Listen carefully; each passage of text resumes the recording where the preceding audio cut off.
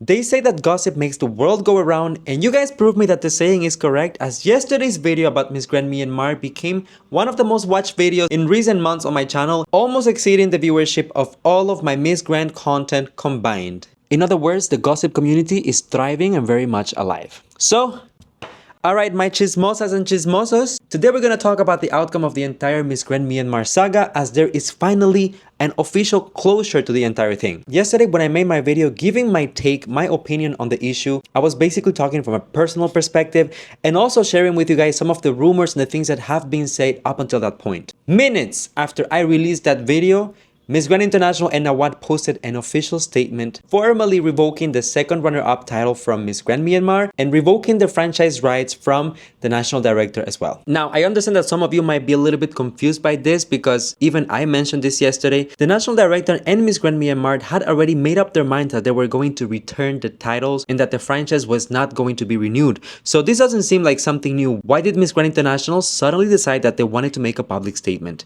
Well, there's a couple of reasons for that, and the first one being that knowing Nawat, we know that he likes to have the last say in everything. I mean, this is his business, he likes to be in control, he likes to come across as the boss. And to be quite honest, although I do think there is a little bit of a petty move in this particular statement, I can also understand it on a personal level, and I do think that is justified. That's something big coming from me since I'm not known to be the biggest Nawat fan. In my opinion, the organization needs to take this formal step in order to be able to revoke the title officially and later on be able to give it to someone else. I mean, this is not a position, I'm assuming, that will just stay empty. I don't think that from a top 5 they will suddenly move on to a top 4 only, but instead one of the girls who actually made the top 10 will be able to move on to the top 5, and hopefully someone who stayed within the top 20 will be able to have access to the top 10. So at the end of the day, it's kind of a win-win situation for whatever girl was deserving and didn't get a spot in the top 5 because of everything that was going on with Miss Myanmar and the national director.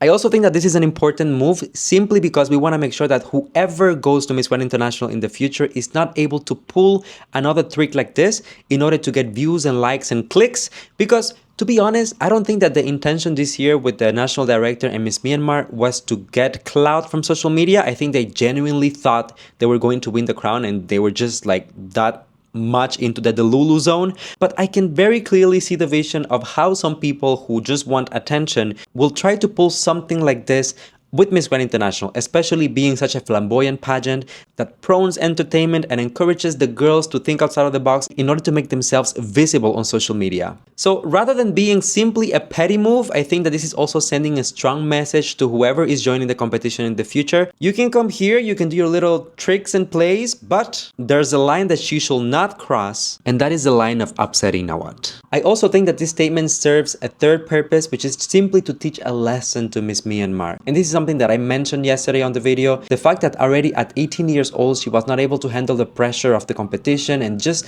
manage her expectations in terms of the outcome. I think the organization is trying to teach her a lesson the hard way. There is no sugarcoating, they're not giving her a pass, they're not allowing her to apologize or do anything, rather they're sending a strong, solid message, putting an end to this entire story. I already explained my feelings extensively in yesterday's video about her behavior and the national directors, but I really do hope that she is able to learn something from this, she's able to grow, and perhaps just have a little bit more sportsmanship going forward. A lot of people were trying to justify the actions by pulling the age card, but to be honest, although I do understand that at 18 years old, not everyone has the intellectual and emotional intelligence to accept something like this, it doesn't justify someone in her position who is supposed to have trained and prepared to be in this competition to act in such a manner. Some of my commenters yesterday had a very clear point. There are examples out there of other queens who had their entire reign at 18 years old and they managed the entire thing with so much grace, poise, and elegance.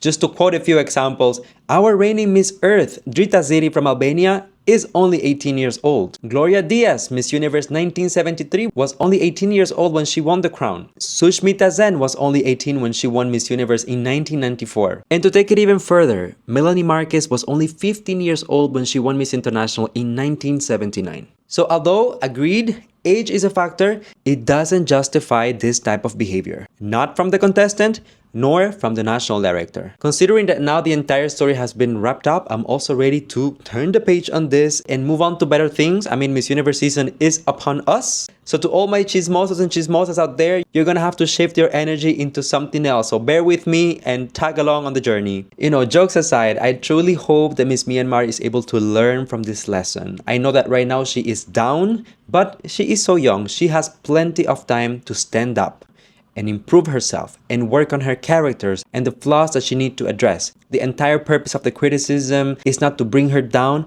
but it's just to hold her accountable, to allow her to see an unacceptable behavior that she needs to work on in order to become a better and stronger woman. Anyways, that's a wrap. Let me know down below, what do you think about the entire statement? Do you think that is justified? Do you agree with my comments and feedback? If yes, I'll read you down below. Don't forget to drop a like, comment, subscribe, and I'll see you guys on the next one with the Miss Universe content. Let's turn the page on Grand. Alright, bye now.